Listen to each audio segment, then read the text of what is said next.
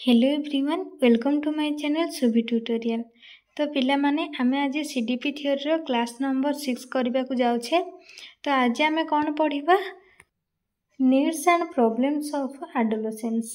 तो पिला माने या पूर्व ऑलरेडी 5टा क्लास हे सारी छी। जो माने भी से समस्त वीडियो देखि नांती तेबे मो डिस्क्रिप्शन रे लिंक दे देछि, आपण माने से समस्त वीडियो जाय के सर्वप्रथम देखि नियंतु, जहा फल रे आपण माने को पय ए क्लास टी बुझिबा को इजी होबो। मैंने क्लास टी को आरंभ करने पूर्व कही रखुची, जो मैंने मो चैनल नुआ अच्छा दयाकोरी चैनल टी को सब्सक्राइब करके ऑल नोटिफिकेशन टी को ऑन करदेवे, जहाँफल आपण मानकर टीचिंग एग्जाम रिलेटेड समस्त वीडियो मो चैनल माध्यम सर्वप्रथम पाइपर। तो चलते पिला माने आज पाठटी को स्टार्ट करवा। माने आज आम पढ़ा कौन ना needs and problems of adolescence. तो पिला माने आमर नीड आ प्रॉब्लम एडोलेसेंस रे कौन रही जानिया पूर्वर आमको प्रथम जानिया पड़ो जे एडोलेसेंस कौन, जोटा को मु तुम मान सहित ऑलरेडी डिस्कशन कर सारी क्लास 2 वीडियो रे। तो जो मैंने भी न देखी कि जो मैंने देखी से क्लास टी आउ थे रिविजन हो आरंभ इंट्रोडक्शन पार्ट, और जो मैंने देखी ना से बुझापी इजी हम। तो चल आज पाठटी को स्टार्ट करवा। तो पिला माने एडोलेसेंस कौन ना, adolescence is a transitional period between the childhood and adulthood. तो आमे चाइल्डहुड रु एडल्टहुड को जीवा भितर जो आमर स्टेजटा पड़े आमे ता कौन कहि थाउ एडोलेसेंस बोली कहि थाउ। Marked by substantial changes in physical maturation, cognitive abilities and social interaction. तो ये स्टेज रे कौन ना आमर विभिन्न प्रकार चेंजेस देखी थाए, आमर फिजिकली हो कॉग्निटिव आमर माइंड रो जहाँ भी आम थिंक करुचे से पावर जहाँ भी चेंजेस आसुची, एवं सोशल इंटरैक्शन सामाजिक परिस्थिति सहित आम किभली चालीचलनी आम व्यवहार करुचे से सब को आम कौन कहि थाउ से स्टेज को एडोलेसेंस बोली कहि थाउ। बुझेला पिला माने एडोलेसेंस कौन ना आमर चाइल्डहुड रु एडल्टहुड जीवार बिटवीन पीरियड बा से दीटा मझे जो स्टेजटा आसे आम कौन कहि थाउ एडोलेसेंस बोली कहि थाउ। ना आम से छुआ देख आमको तो एमती लगुव ना आम सब जानी देछि कर देछि, तो से टाइम आमको जो किए जदि आम किसी भूल करुचे आमको किए गोटे लेक्चर दौची ताहले आम कौन भावुचे हे आम तो बड़ पिला होगले कौन आमको लेक्चर दौची, तो आम ये कौन बिहेव करचे ना आम चाइल्ड भाया बिहेव करचे ना एडल्टहुड भाया बिहेव करचे। तो सही टाइम जो पीरियडटा शिखिबार पीरियडटा किसी आम करुचे बट से भूल कि ठीक जानी पारना कि आम मन अच्छे आम जहाँ कर ठीक करचे कि भूल करचे आमको लगुच से कि प्रकृत में कौन आम जानी पारने। तो सही पीरियडटा को आम कौन कहि थाउ एडोलेसेंस बोली कहि थाउ। The National Youth Policy defines adolescents as 13 to 19 years। तो देखो आमर जो नेशनल यूथ पॉलिसी रही ता अनुसार आमर एडोलेसेंस रो पीरियड केते ना केते वर्ष 13 रु 19। बट WHO माने कौन पिला माने वर्ल्ड हेल्थ ऑर्गेनाइजेशन सी डिफाइन्स करछि जे 10 रु 19 वर्ष एज ग्रुप को आम कौन कहि थाउ एडोलेसेंस बोली कहि थाउ। तो सेमती किसी पर्टिकुलर ना जे केवल 13 रु 19 कि 10 रु 19 आपन गोटे एवरेज नियंतु। तो आपन को क्वेश्चन रे केबे भी सेमती पर्टिकुलर एज पीरियड पचारिबो नाही। तो बस आपण माने जानतु जे हमर 13 रु 19 बा 10 रु 19 ईयर भितर जो एज पीरियड रहे हमें ता कौन कहि थाउ एडोलेसेंस बोली कहि थाउ। बुझी पालो पिला माने एडोलेसेंस कौन। Erik Erikson referred to the tax of the adolescence as one of the identity versus role confusion। तो आमर देखो एरिक एरिक्सन जी रहिले सी आमर एडोलेसेंस पीरियड को कौन कहते ना आइडेंटिटी बा ए समय रे गोटे पिलाटी तार निजर परिचय सृष्टि करथे, और जदि से किसी बाधा आसे ताहले से कौन होता है रोल कन्फ्यूजन बा से टिके कन्फ्यूजन हो जाए से कौन कर कौन नहीं जोटा कि आमर प्रॉब्लम्स बोली कहुए से आम आगू को पढ़ा। तो एरिक एरिक्सन एडोलेसेंस को कौन कहते ना एडोलेसेंस होची गोटे पीरियड जोटा कि identity versus role confusion. Next पिला माने Stanley Hall defines adolescence as a period of stress and strain, storm and strive. एटा पिला मोस्ट इंपोर्टेंट बारंबार तुमको एग्जाम रे पचारि से क्वेश्चन पचार थे किए तुम एडोलेसेंस पीरियड को स्ट्रेस एंड स्ट्रेन एवं स्टॉर्म एंड स्ट्राइव बोली डिफाइन करथिले। तो किए डिफाइन करथिले? स्टैनली हॉल यहाँ डिफाइन करथिले। तो देख स्ट्रेन्स एंड स्ट्रेन एवं स्टॉर्म एंड स्ट्राइव मीन्स ये आमर आडोलेसेंस पीरियड छुआटी कौन करते ना नुआ नुआ जिनस शिखिला से किसी भाविबा को आरंभ करे जदि से जहाँ करने को चाहे जदि सेटा से करि न पारे बा जहाँ पाइबा को चाहे जदि पाई न पारे ताहले से कौन विभिन्न स्ट्रेस नहीं थाए एवं एठी से माने रागिबा क्रोध करवा ये सब नुआ नुआ जिनस सी ए पीरियड ही शिखी थाए। तो से कहते जे आडोलेसेंस पीरियड को कौन stress and strain and storm and strive बुझीपार पिला माने। तो आमर ये जो आडोलेसेंस पीरियड रहिला याको पुणी आमर केथार भी तो कराई ना तीन भाग में कौन कौन ना प्री आडोलेसेंस जोटा कि आमर 11 ରୁ 13 वर्ष, मिडिल आडोलेसेंस जोटा कि 14 ରୁ 15 वर्ष, लेट आडोलेसेंस जोटा कि 16 ରୁ 18 वर्ष। माने एबे आमे देखिबा डेवलपमेंटल कैरेक्टरिस्टिक्स ड्यूरिंग आडोलेसेंस। ये आडोलेसेंस पीरियड रे आमर कौन कौन डेवलपमेंट देखा जाए। तो फिजिकल डेवलपमेंट रे कौन होता है ना puberty occurs in early adolescence, developments of primary sex characteristics जेमति कि जेनिटल एंड सेकेंडरी कैरेक्टरिस्टिक्स जोटा कि आमर पुओ पिला मानकर फेशियल रीजन हेयर ग्रोथ हेबा किंबा डिफरेंट टाइप रो आमर सेकेंडरी कैरेक्टरिस्टिक्स सब देखा देई थाए। नेक्स्ट सेक्सुअल मैच्योरेशन आउ ए पीरियड कौन देखा जाए होमोसेक्सुअलिटी। होमोसेक्सुअलिटी माने कौन पिले सेम सेक्स अट्रैक्शन हम माने बॉयज प्रति अट्रैक्शन हम गोटे गोटे गर्ल्स प्रति अट्रैक्ट हम। तो से टाइम पीरियड को आम कौन कही था ना होमोसेक्सुअलिटी। एवं पर अर्ली चाइल्डहुड रे सेटा देखा जाए। हेटर चाइल्डहुड आम कौन देखा ना हेटेरोसेक्सुअलिटी जोटा कि आमर कौन होता है अपोजिट सेक्स को अट्रैक्शन करता है। माने गोटे बॉयटे गोटे गर्ल्स प्रति अट्रैक्ट होगा कि गोटे गर्ल्स बॉय प्रति अट्रैक्ट होगा कौन कहुए हेटेरोसेक्सुअलिटी बोली कहुए। तो पिला माने ए सब फिजिकल डेवलपमेंट देखा देइथे को पीरियड रे एडोलेसेंस पीरियड रे। नेक्स्ट कॉग्निटिव डेवलपमेंट रे कौन सब देखा जाए ना प्रॉब्लम सॉल्विंग एबिलिटी। तो गोटे छुआ भितर से पावर आसे से प्रॉब्लम सॉल्व कला भाया capacity. Next generalization of fact से सत्य कौन जाना को चेष्टा करे। Development of decision making ability तो से निजे चिंता करें जे कौटा कले भूल हम कौटा कले ठीक हम।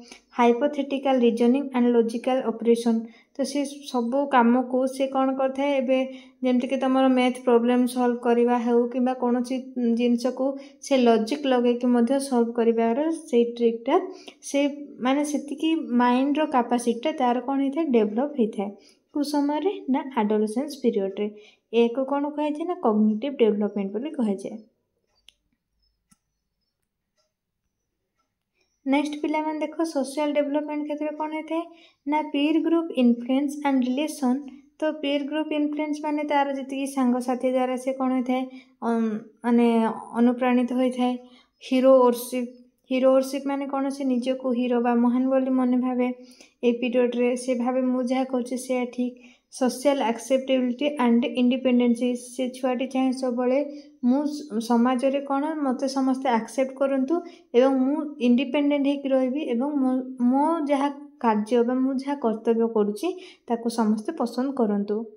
Growth of patriotic spirit day dreaming तो पैट्रियोटिक स्पिरिट से समय छुआ देखा जाए। एवं डे ड्रीमिंग माने से दिन रे स्वप्न देखा माने आम जमी दिवा स्वप्न बोली जहाँ को आम कही था माने से बहुत किसी ए स्टेज रे भाभी थाए जैसे फ्यूचर रे कौन करिवो कौन नाई सब चिंता करिवार स्टेज से पीरियड को कौन कहुए social development of adolescence period बोली कहुए।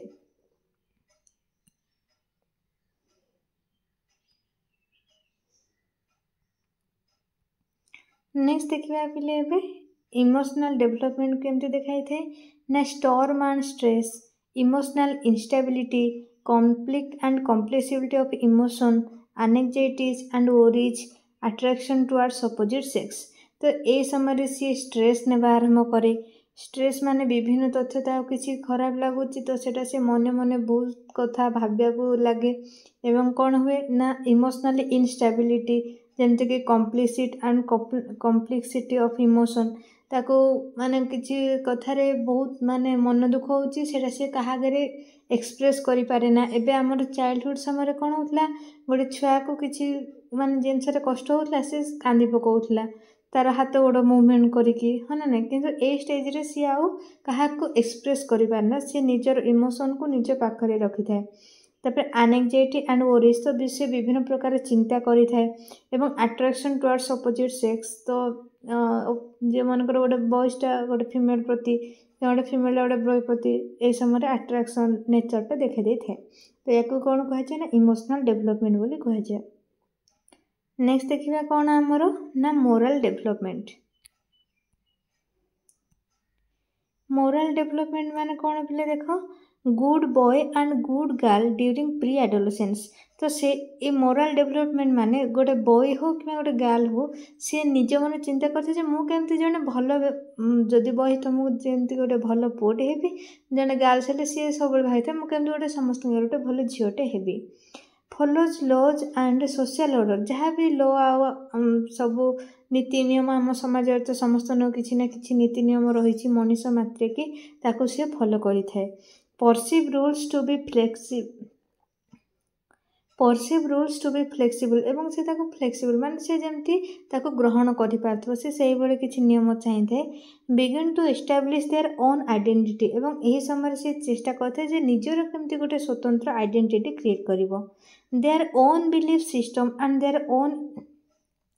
तो सी निजे निजर कौन गोटे ओन बिलीफ सिस्टम निजे निजको गढ़ी तोलिया सी निजको सक्षम करने चेष्टा करि थाए। तो बुझीपार पिला माने आमे आउथरे सब रिविजन हो गला जे आमर एडोलेसेंस कौन एवं कौन कौन डेवलपमेंट स्टेज रही जो मैंने देखी से मानकर रिविजन हो जाइए एवं आशा करुच्ची जो मैंने से समस्त वीडियो देखी ना तथापि भी ये वीडियो माध्यम आपण मैंने बुझीपारे एडोलेसेंस कौन एवं तार ग्रोथ रो फेजेस सब कौन रही।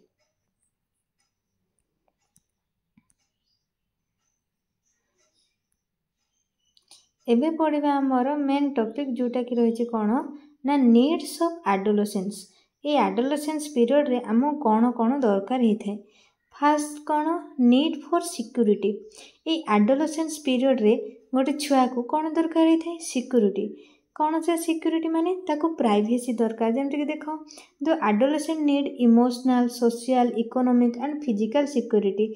इमोशनल क्षेत्र से निजर प्राइवेसी मेंटेन करे से क्या शो करने चाहिए। एबे देख सपोज छुआटा कांद लाଗୁଛି किंतु से माने से साउंड करके कांद से एक्सप्रेस करि पारनी किंबा सोसाइटी रे किसी से प्रॉब्लम फेस करूची काहा से मन खोलिकी कहि पारुनी है। तो ये सब कौन से सब क्षेत्र कौन दरकार सिक्योरिटी दरकार।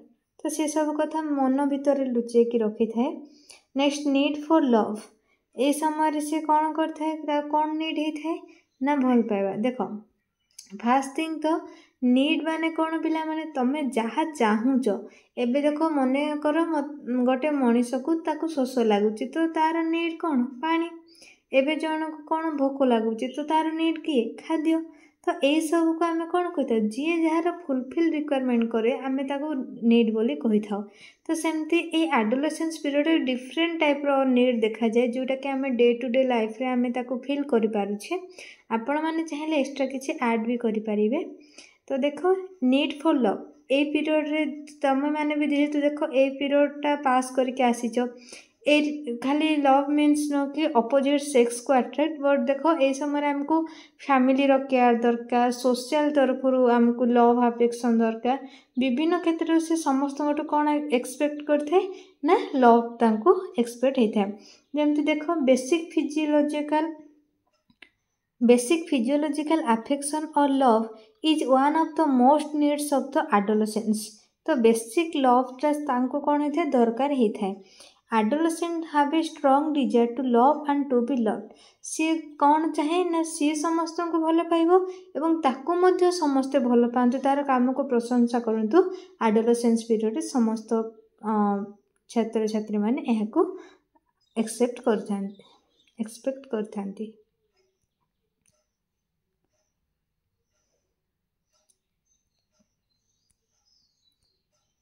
नेक्स्ट आम देखिए कौन ना नीड फॉर अप्रूवाल। अप्रूवाल कौन पिला माने ना यही पीरियड रे गोटे चाइल्ड कौन चाहिए समस्ते तांको एक्सेप्ट करंतु जोटा कि आम अप्रूवाल बोली कही था। There is a carving for recognisation in adolescence ego gets satisfaction when he is recognised and approved. तो गोटे चाइल्ड रो इगोटा केतेबेले सैटिस्फाइड होता है जितेबेले ताको फील हुए जे समस्ते ताको कौन करछंती अप्रूव करछंती बा तार कार्य को समस्ते पसंद करूछंती। एटा गोटे चाइल्ड रो बेसिक नीड होता है। नेक्स्ट कौन रहा ना need for freedom and independence.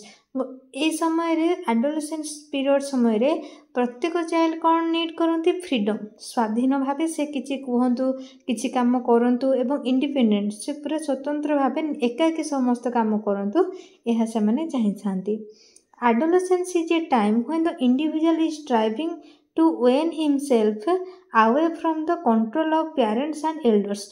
तो बिना पेरेंट्स को हेल्प रे कि बिना एल्डर्स को हेल्प रे से माने कार्य करने को पसंद करथांती।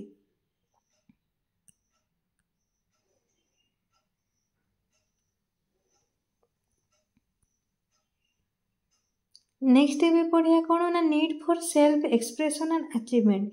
ये समय आउ कौन दरकार सेल्फ एक्सप्रेशन तांको जहाँ फील आसुची से तांको एक्सप्रेस बा कहिबा पई चाहती एवं अचीवमेंट जहाँ चाहूचंती ताको से पाइबा पई चाहती। Every adolescent has an inherit desire for the expression of his potentialities. तो तांकर जहाँ भी दक्षता अच्छी ताको से माने हासिल करने को चाहती। इमोशनल नीड्स माने कौन देख पिला माने adolescence is a highly emotional period and adolescents are constantly seeking validation and approval from the people around them। तो समस्तों ठारू से भल पाइबा केयर अफेक्शन ए सब नीड्स करथांती जोटा कि कौन कह जाए ना इमोशनल नीड बोली कह जाए।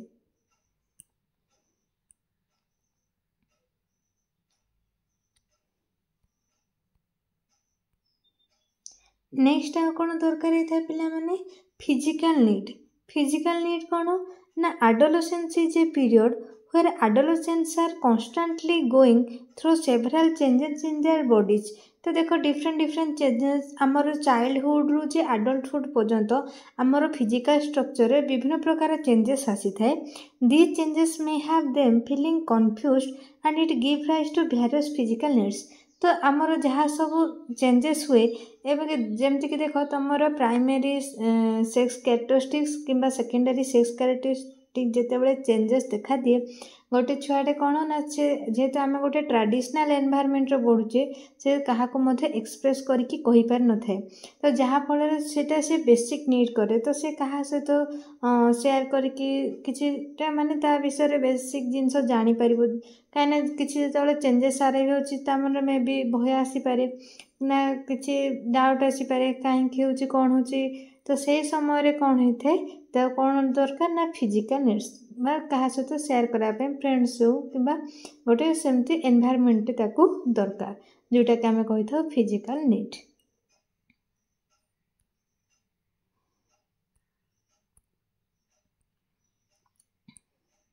नेक्स्ट पिला मैंने देखो सोशल नीड कौन ना adolescence is a period of identity crisis. Adolescents are constantly trying to build their own individuality in society. तो यही पीरियड रे सी निजर इंडिविजुअलिटी ना बा निजर स्वतंत्रता से गढ़ा को चेष्टा करथाए जहाँ को कौन कह जाए सोशल नीड्स बोली कह जाए।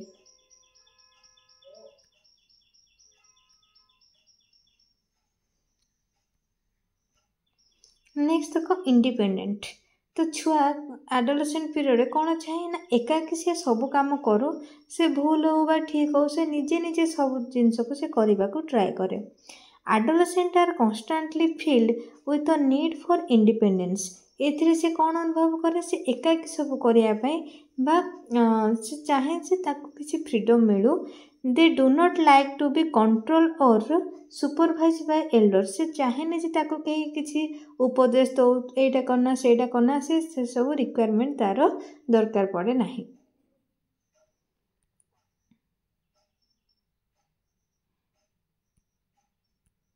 नेक्स्ट कौन ताको नीड ही थे सेल्फ स्टेम प्रोटेक्शन नीड। तो ये जो सेल्फ स्टेम प्रोटेक्शन नीड कौन ना children need to experience success and appreciate feedback from the significant other to satisfy their need for self protection. तो निजर प्रोटेक्शन पाई से किसी कौन करथे सक्सेस ताको दरकार ही थाए, जहाँ आम कौन कही था सेल्फ स्टेम प्रोटेक्शन नीड बोली आम कही था।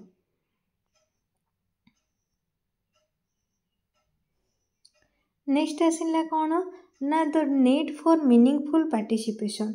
सी गोटे मीनिंगफुल पार्टिसिपेट बा सी सबू क्षेत्र में आग्रह होता है, सी चाहे से खेल हो कौन से प्रतियोगिता हो सबुत सी भाग नहीं कि निजे निजर आइडेंटिटी क्रिएट करने को चाहिए ताको ही कौन कह जाए ना the need for meaningful participation. The need to participate in activities and experience that allow them to reflect on the shape their personal value, beliefs and goals। जहाँफल से निज निजर कौन रही तार पर्सनाल भैल्यू कौन बिलीफ से निज निज उपर कौन केतिकी तार दक्षता रही से जानीपे और तार गोल्स तार मुख्य लक्ष्य कौन ता माध्यम से जानीपारी थाए। नेक्स्ट रहा कौन ना sexual needs. The dramatic physical changes in the internal and external appearance of sexual organ of adolescents can be very worrying to some teenagers, especially to those who are shy and don't like to ask question। तो देखो आमे तो जानिले आमर विभिन्न प्रकार physical changes ओकर होता है, जहाँफल चाइल्ड कौन होता है ना टीनेजर माने खास कर जो माने से माने कन्फ्यूज होता है, और जो माने खास कर साय नेचर बा किसी क्या एक्सप्रेस करि पारंती नहीं कि मैं don't like to ask question से रिलेटेड क्या उपरे ने कि कौन क्वेश्चन करी से माने अनेक कही कि निजर से गुणवली को विषय रे सेटा चाहती किछिटा कौन प्राय पिला या केबे भी एक्सप्रेस करती नहीं। तो जो माने टीनेजर से कौन होता है ना बहुत सारा नीड होता है जमती कि किसी सेक्सुअल रिलेटेड टीचिंग प्रोवाइड करा जाओ जहाँफल से माने समस्त तथ्य जानी पारंती, तो ताको ही कौन कह जाए सेक्सुअल नीड्स बोली कह जाए।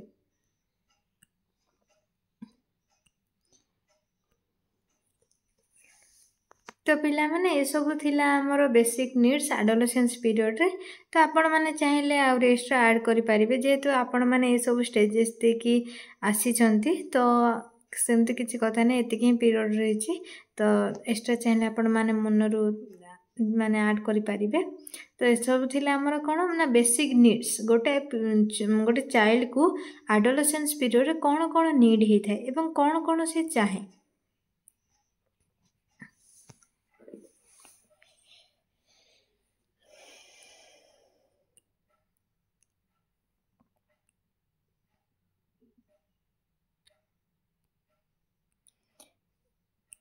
तो पिले माने एबे आमे पढ़िबा प्रॉब्लम्स ऑफ एडोलेसेंस। कौन कौन प्रॉब्लम देखा जाए कौन कौन दरकार हुए तो आमे जानले, जदि से सब न हैला ताले हमको सेटा कौन था प्रॉब्लम ही था। तो तार ऑपोजिट ही तो देखि देबा से सब कौन कौन प्रॉब्लम रही छी ना the problem of fulfilment of need and aspiration.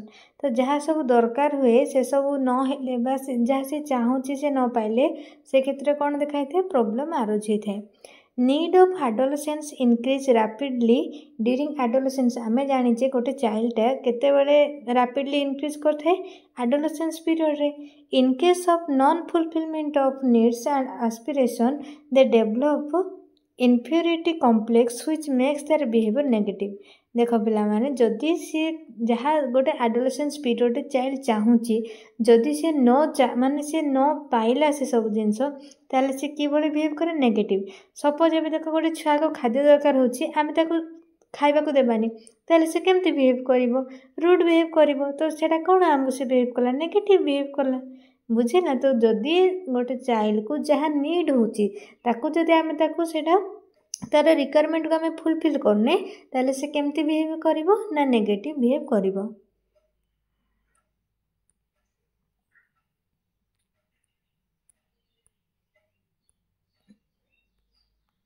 Next देख कौन ना प्रॉब्लम ऑफ बायोलॉजिकल माने कौन पिले से फिजिकल चेंजेस रे जहाँ सब प्रॉब्लम आरोजे ताको ही कौन कह जाए बायोलॉजिकल प्रॉब्लम बोली कह जाए। जमती कि देख the sex instinct rise every rapidly during adolescence. तो आमर जी सेक्स ऑर्गन रैपिडली इनक्रीज हुए को समय एडोलेसेंस रे। It rise creates a strong storm in the body and mind of adolescence. तो जहाँफल से मन में बहुत सारा कन्फ्यूजन क्रिएट करि थाए। नेक्स्ट पढ़िया कौन ना problems of control on freedom. तो आमर फ्रीडम रो कंट्रोल मध्य से समय तार नीड होता है। Adolescence want to live freely during this stage. तो ए पीरियड रे गोटे चाइल्ड से कौन नीड करथाय ना फ्रीली रहया पई चाहिए। They want to be emancipated from any type of control of family, school and society। तो ए स्टेज रे से कौन सी फैमिली सपोर्ट, स्कूल सपोर्ट कि सोसाइटी सपोर्ट को से नीड करी न थाए। नेक्स्ट है कौन ना प्रोब्लेम ऑफ एडजस्टमेंट। तो ए पीरियड रे ताकू एडजस्टमेंट रो प्रोब्लेम होता है समस्त सहित मिलमिशि चलवा। Problem of self respect and status. से निजको निजे सेल्फ रेस्पेक्ट देवा आरंभ करे और निजर गोटे स्टेटस मेंटेन करने को चाहे। The sentiment of self respect is very intense in adolescence. So a period रे बेसी देखा जाए सेल्फ रेस्पेक्ट। से निजे निजको पसंद करने को बहुत आग्रही थाए। They are also very curious about their status in group एवं निजर स्वतंत्रता ए समाज रे से बनैबा को चाहे थाए। Problems of anxiety for future. एवं से ए स्टेज रे कौन करता है ना फ्यूचर विषय रे बहुत चिंता करी थाए। आज adolescence grow they become more and more anxious about their future. तो से भविष्य को दृष्टि आगे रखिकी विभिन्न प्रकार चिंता करी थाए जहाँ फल से कौन होता है ना तार प्रॉब्लम देखा दे थाए। Problem of moral development. Adolescents are attracted to religion, philosophy and ideal values, and on other they are attracted to bad habits of smoking, tobacco, chewing and sexual desire। तो देखो जेहेतु ये कौन होता है ना सी चाहे मोराल डेवलपमेंट बा समस्त सहित मिलमिशि बा समस्त सहित भल परिचय गढ़ा चाहे। तो बेले बेले से ताको कौन से पकई थाए ना नेगेटिव बैड हैबिट्स परिणत करता है। जमती स्मोकिंग हो, टोबाको हो किंबा कौन सेक्सुअल डिजायर प्रति ताको लिप्त रखिबारे सहायता करे। कहीं ए स्टेज रे गोटे चाइल्ड जानी पार न था जे कोटा भूल कोटा ठीक। तो जहाँ फल से प्रॉब्लम देखा दी थाए।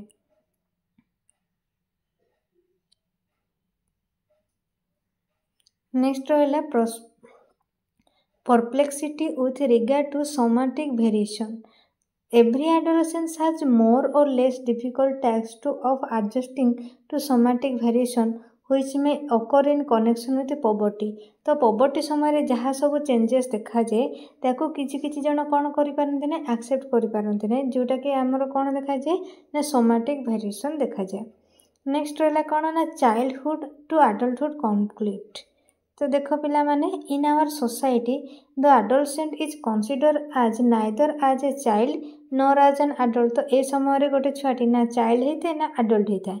ही has to depend his parents. से पेरेंट्स मान dependent and elders for his physical and emotional needs. एवं तांकर शारीरिक कि मानसिक स्तर में कौन से प्रॉब्लम हेले से हेल्प किए करथांती एल्डर्स माने बा से बाहरी बाहरी से माने साहाय्य करथांती से जो फिजिकल कि इमोशनल क्षेत्र जहाँ भी जरूरी होता है प्रॉब्लम्स होता है।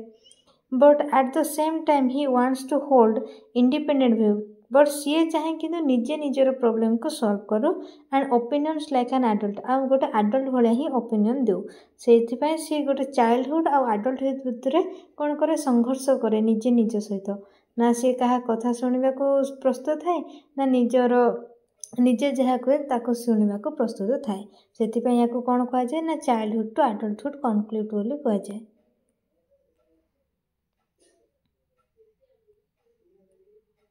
नेक्स्ट आउ कौन प्रॉब्लम देखा जाए ना इमोशनल प्रॉब्लम जमती कि फियर भय क्रिटिसिजम को लेकिन तार भय फियर ऑफ फेलर कौन से क्षेत्र में हारी जाबार भय आंगर रागी जावा जमती कि थ्रोइंग फिंगर फोकड़ा करवा थिंग्स एवं किकिंग किसी रागले गोईठा मारदेवा।